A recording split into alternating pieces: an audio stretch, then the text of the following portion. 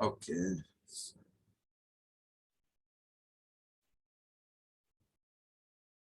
All right. Okay. So yeah, so this was mainly for the benefit of Utsav, who's doing harmonic analysis on symmetric spaces. So does this help, Utsav? Yes, yes. Okay. Yeah. Fine. So this is so these rank one symmetric spaces, this hyperbolic space n space is an example of what's called a harmonic manifold. That means basically when I look at the volume in polar coordinates, right, then it's a function f of u comma t, but this function doesn't depend on u, on the direction u. It only depends on t, on the radial part. Okay. So in this case, we see this f of ut is sine h t to the n minus 1, right? It doesn't depend on u. All right. Right. So a harmonic manifold is one. So this function is called the volume density function or the Jacobian. So this Jacobian, if it's a radial function, for each point, it's a radial function around that point, then we say the manifold is harmonic. So rank one symmetric spaces are examples of harmonic manifolds. Oh, I thought that roughly And also speaking, your Dimick-Ricci spaces are also harmonic manifold. Dimick-Ricci spaces are also harmonic manifolds. Oh, I thought that roughly speaking, when like harmonic manifold ensures that there is some mean value property on geodesic spheres or something like That's that. right. It's equivalent to the mean value property, but I mean, it follows from this. Yeah, it's Okay. equivalent to the mean value property. But I mean, the basic definition is that this volume density function is a radial function of, yeah, it's a radial function for each point. Okay. Okay. It's a radial function. Okay. All right. So that was a little digression. But anyway, you can see the usefulness of this polar coordinates. Okay. So that was about Jacobi fields, perpendicular Jacobi fields with J0 equal to 0 and J prime 0 perpendicular to the geodesic in Hn. Okay.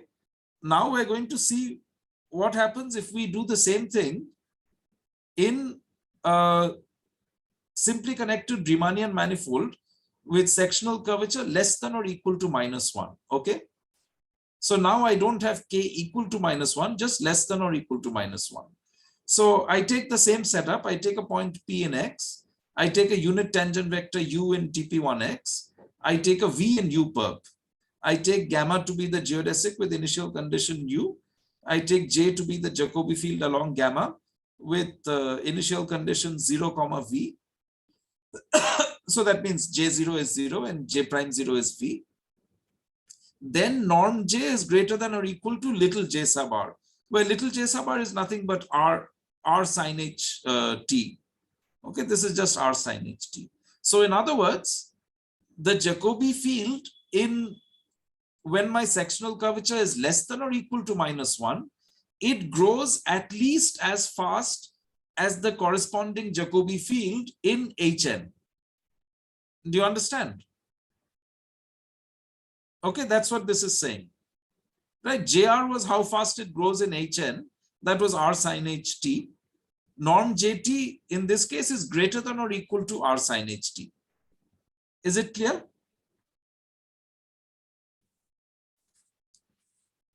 Yes? Yes. Okay, so the Jacobi field grows at least as fast as the Jacobi field in Hn. All right? With the same sort of initial conditions. All right? Okay? Yeah, so sectional curvature, the more negative your sectional curvature is, the faster your Jacobi fields will grow. Okay?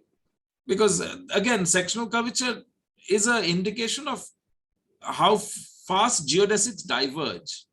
And again, geodesics diverging, that is measured by the growth of Jacobi fields, perpendicular Jacobi fields, right? Okay, is the idea clear? Yes, sir. Yes. So the proof is just calculus. It's a very simple calculus. So you look at norm J.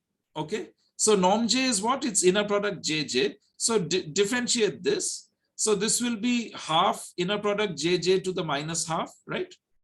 I mean, norm J is inner product JJ to the power half.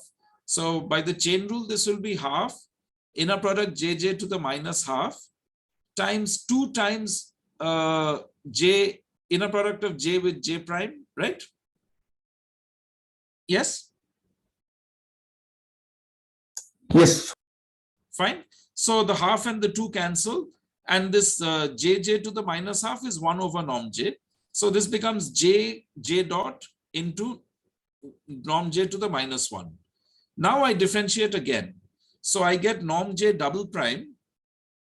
So by the product rule, I have to differentiate this and then this. So when I differentiate the first term, J dot, what will I get? I'll get J double dot J plus J dot squared, right? Norm J dot squared. Is that clear? Into norm J inverse. Yes. Yes. Now Yes. I have to differentiate norm J to the minus 1 and into J dot. So I'll get norm J to the minus 1 is minus 1 norm J to the minus 2 into the derivative of norm J. So this will give me minus J dot norm J to the minus 2 into derivative of norm J is J dot into J norm J inverse, right? Right. Yes. Okay, so what will this give me? This will give me, this second term is minus J dot whole squared into norm J to the minus 3, right? So Yes. what I can do here is I multiply this by okay, fine. So okay, let me keep that norm J to the minus 3 there. And this term, what is J double dot inner product J? So okay, fine. Let me just do that little Jacobi calculation for you. It's a Jacobi field. You have to use the Jacobi equation, right?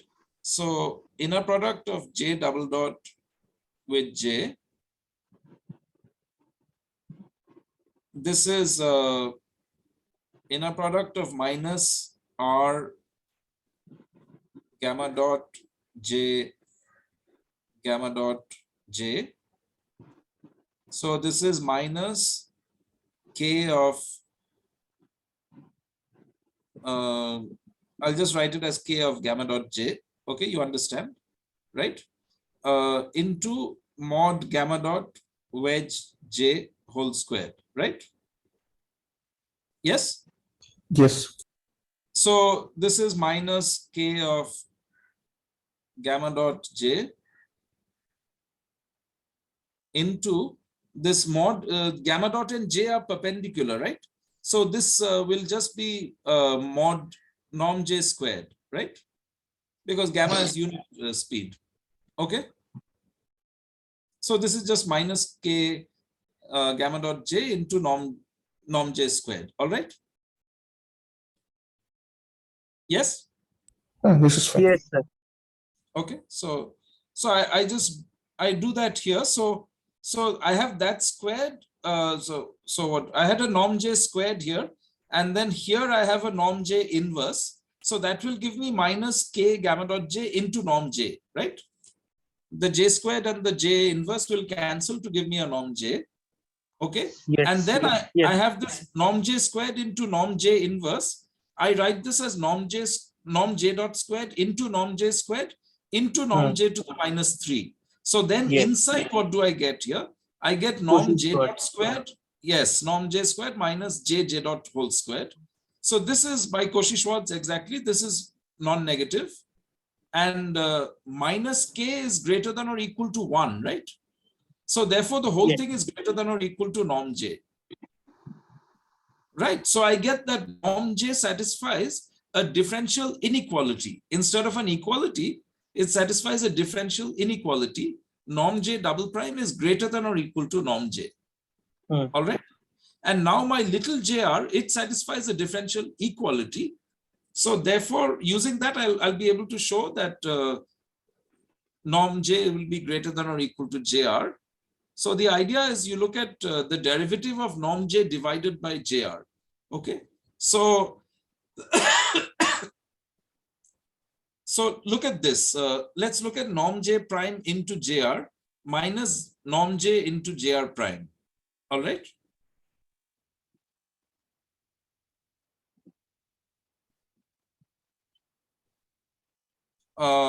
So and let's look at the derivative of this. All right. So I use the product rule. So I'll get norm j double prime into jr plus norm j prime into jr prime minus norm j prime into jr prime minus norm j into jr double prime. So these two terms in the middle will cancel. Norm j prime jr prime into norm j prime jr prime minus this. So these two will cancel. So I get norm j double prime into jr, and jr double prime are the same. So I can just take that common as a jr. So I'll get norm j double prime minus norm j into jr, right? But now norm j double prime is greater than or equal to norm j. So this whole thing is greater than or equal to 0. All right. So this JR is the same thing from the above, right? Right. It's just the solution of the differential equation. It's r sin ht. It's just r sin ht. Okay. It's just r sin ht. Right. So jr double prime is equal to jr. Right. That's what Fine. I'm using Yes. here. That's what I'm using here. Fine. So this is greater than or equal to 0. So what do I get? Then I get norm j prime into jr minus norm j into jr prime is greater than or equal to 0, because its derivative is greater than or equal to 0. And at time 0, this is equal to 0, right? So this is an increasing function because its derivative is non-negative. Therefore, it's greater than or equal to 0 for all t greater than or equal to 0, right? Right. Yes. Okay. Yes, sir. So Yes, okay. now I look at this, and this I rearrange terms. I take this to the other side and I divide by norm j. I divide by jr. So then this becomes what? Norm j prime divided by norm j greater than or equal to jr prime over jr, right? In other words, log of norm j prime is greater than or equal to log jr whole prime. There's a prime missing here, right? Okay. Right. So log norm j prime is greater than or equal to log jr prime. So if I subtract this, then I get that log of norm j over jr prime, this is greater than or equal to 0, right? Yes? Yes. Now, what is limit as t tends to 0?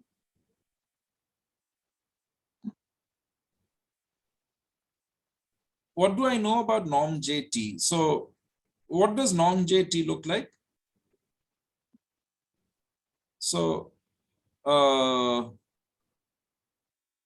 norm jt I can write as t times, so 0 plus t times norm of 1 over t jt, right? And the norm of 1 over t jt is the same as the norm of the parallel transport pt inverse jt, right? Yeah. And this thing this thing we've seen, this converges to j prime 0, right? Yes. A pt was parallel transport from t gamma 0 Yeah, fine. x to t gamma t. Yes, right. Right. So this converges to j prime 0. Right. So this is, and j prime 0, this is v. So this is equal to t norm of v plus little o of 1. Right. So this is equal to t r plus little o of 1. Mm. So this is TR plus little o of T. R is equal to norm V, right? Mm. And JR of T is equal to T into JRT by T. This JRT by T is JR prime 0 plus little o of 1. Mm. So this is T into R plus little o of T, right? Mm. So, or T into R plus little o of 1. So therefore, basically norm JT over JRT, this is equal to T into R plus little o of 1 over T into R plus little o of 1. The T and the T cancel. This converges to 1, right? The R plus R and R cancel as T tends to 0 plus. And so log of this tends to 0, and the derivative of log of this is greater than or equal to 0, right? Okay. Mm. So therefore this log of this is always greater than or equal to 0, right? So limit T tends to 0 plus log of norm JT by JRT is equal to 0, and DDT of log norm J by JR greater than or equal to 0 for all T positive implies that log norm J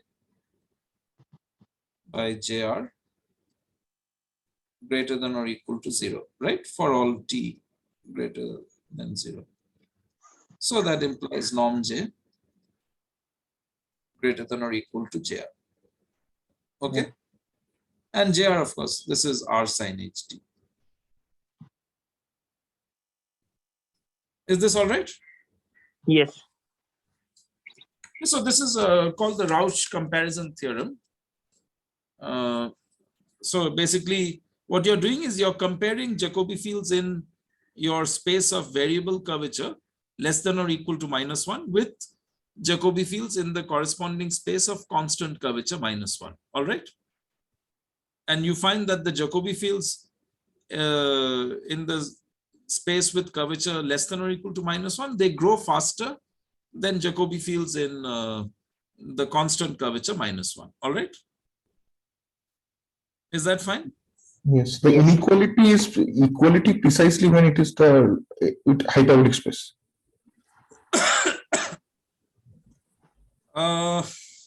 Well, there's some work to show that, yeah, that will be true.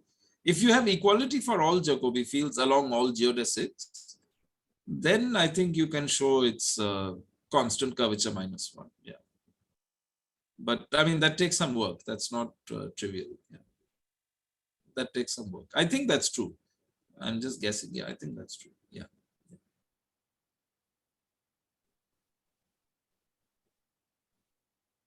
Yeah.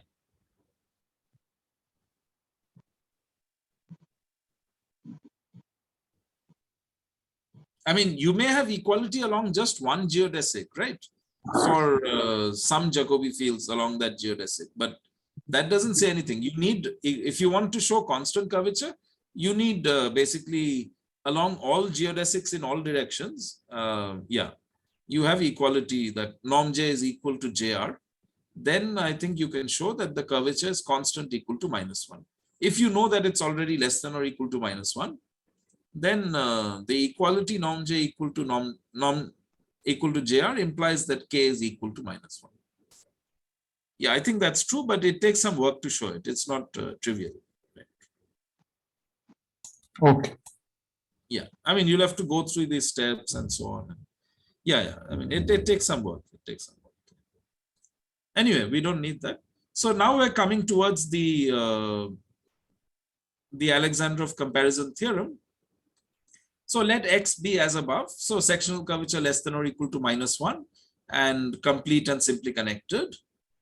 So now we're going to define the same sort of map that we did for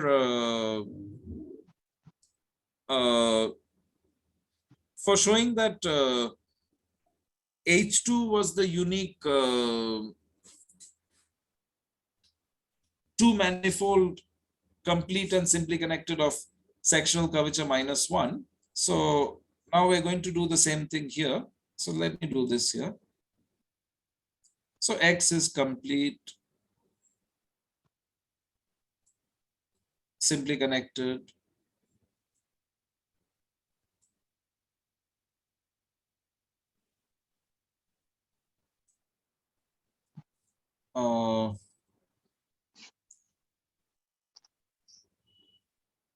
right, K less than or equal to -1.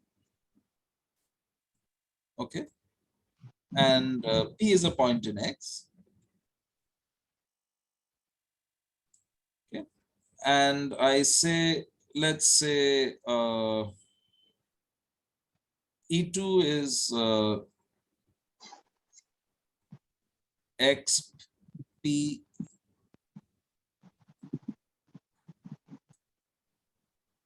from TPX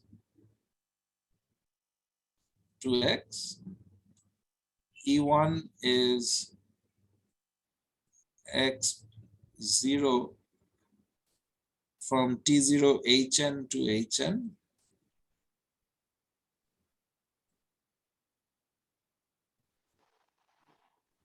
And I fix an isometry, linear isometry.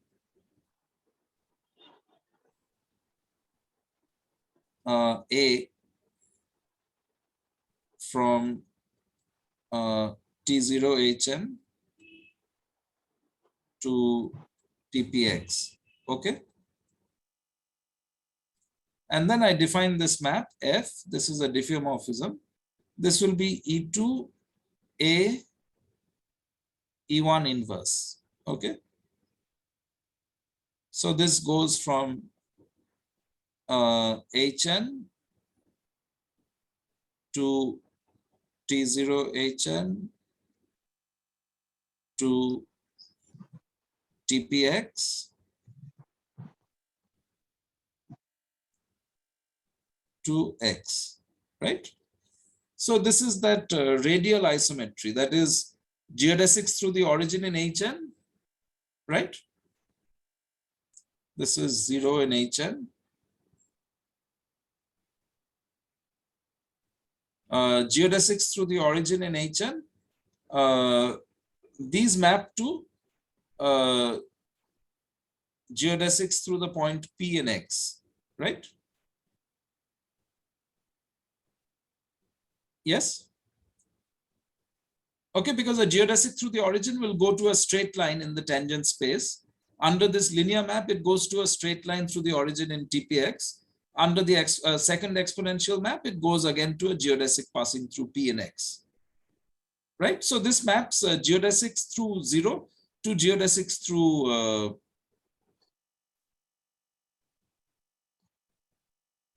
P. Is this all right? And it preserves distance along these geodesics, right? Yes? Is this clear, this map?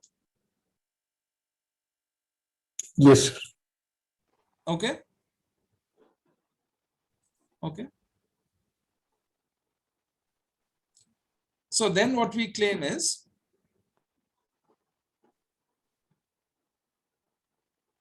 one, norm DFV is greater than or equal to norm V for all V in T X Hn X in Hn. So this increases lengths of tangent vectors. Okay. And 2 for D of Fx Fy greater than or equal to D of xy for all xy in Hn. So this map increases distances. All right.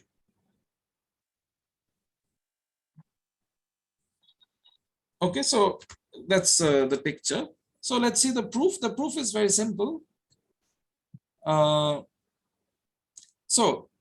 note that at the origin, if I take x equal to 0, right?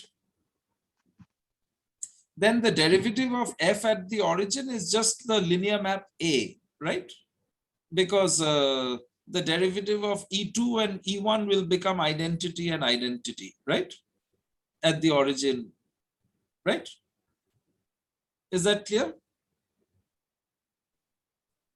Yes? These are exponential maps, right? What is the derivative of the exponential at the origin? It is the identity, right, of the tangent space. Yes. So the derivative of f at the origin is just the linear map A, because this DE2 and DE1 inverse will become identity and identity, right? Yes? Yes. Okay. So this inequality norm DFV greater than or equal to norm V, this holds if the base point x is equal to the origin, okay? Now suppose I take an x which is non-zero, okay, in the ball I'm taking, so in Hn. So let u be a unit tangent vector at the origin and take t naught a positive number such that x is equal to x of t naught u. All right, fine. Yes. So u is basically the direction of the geodesic from the origin to x. I'm just joining 0 to x by a geodesic, and I'm taking u to be the initial tangent vector of that geodesic, right? And t naught is the distance of x from the origin in the ball, right? Yes? Yes. Okay, so let gamma be this geodesic with initial condition u. So gamma is the geodesic passing through 0 and x, basically. It's the geodesic passing through 0 and x. Then I know that f of gamma, f composed gamma, is a geodesic passing through P. And because the derivative of f at the origin is A, the initial the initial velocity of f composed gamma will be AU, right? Yes?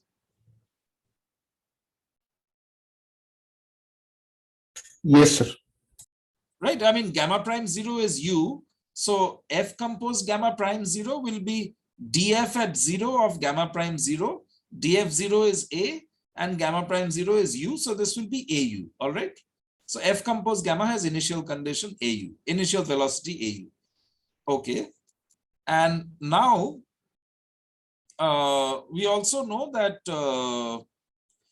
so the derivative of f at x acting on gamma prime t naught, norm of this is by the chain rule, this is norm of f composed gamma prime at t naught, and f composed gamma is a geodesic, so its norm is constant.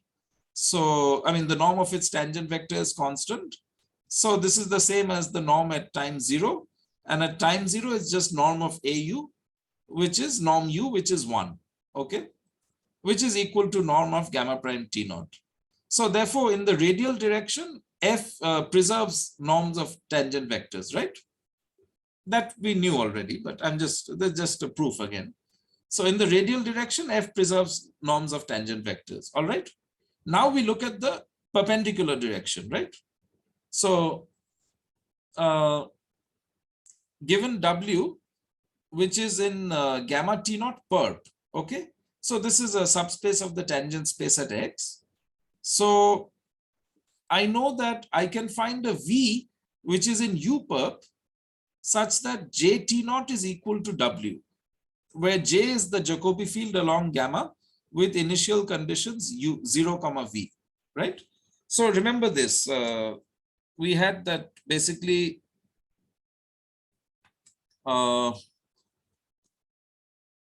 so what's my picture? I have 0 here, I have X here. Okay.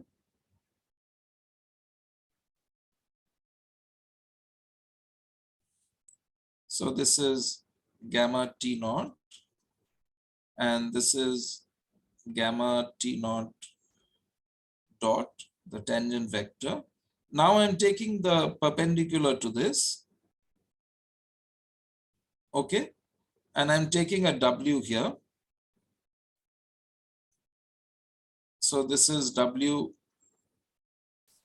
in T, in gamma prime T naught perp, okay, and here the initial thing was U, and here I have U perp. So I know that there's going to be a vector V in U perp here, such that W will become equal to J of T naught, right? Or maybe I should write it as JV of T naught. We saw this earlier, the map from U perp. So this is gamma prime 0 perp to gamma prime T naught perp, which sends V to JV T naught. Right? This is an isomorphism. Yes? Yes, sir. Where JV is the Jacobi field such that JV 0 is 0, JV prime 0 is V, right? We've seen this already, this lemma.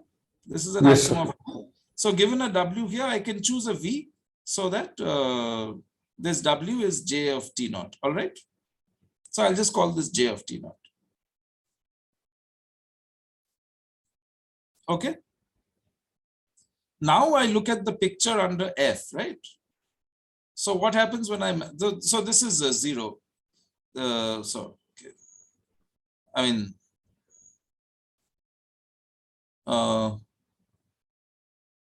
right. So this point is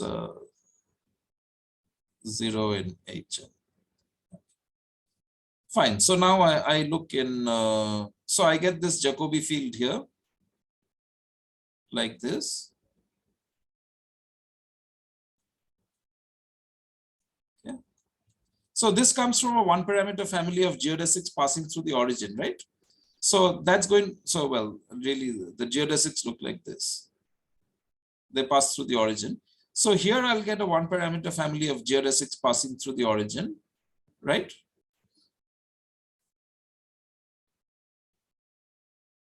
And that will give me some Jacobi field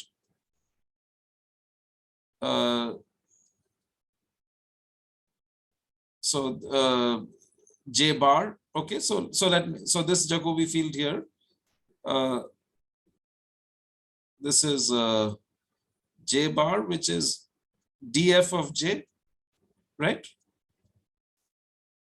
Okay. Yes. Fine. Yes. Okay. So now what happens if I look at, so dfx of W let me look at the norm of this. So this is norm dfx of jt naught. So this is norm of j bar t naught, right? And here this j bar, its initial condition j bar prime 0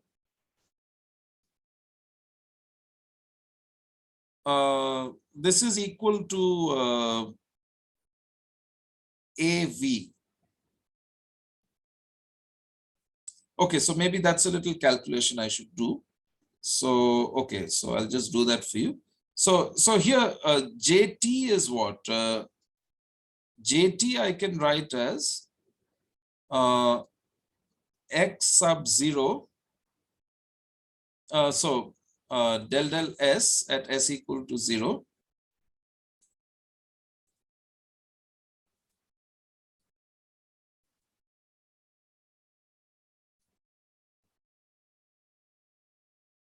Of this family of geodesics, T of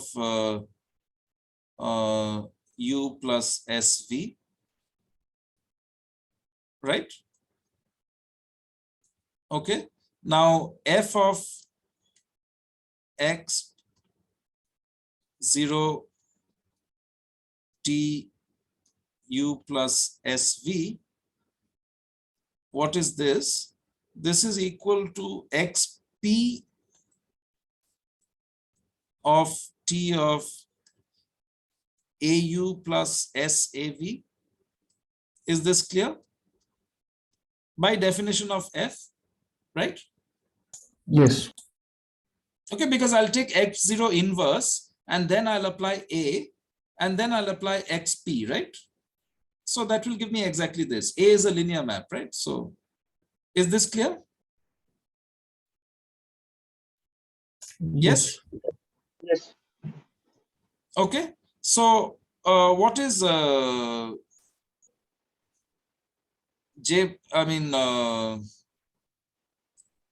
dfx of jt naught is what?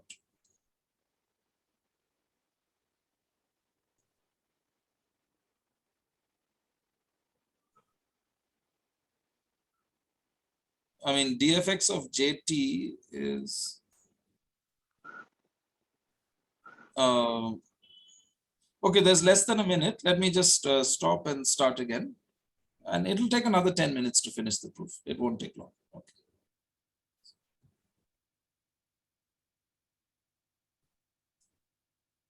Okay, so we'll join again.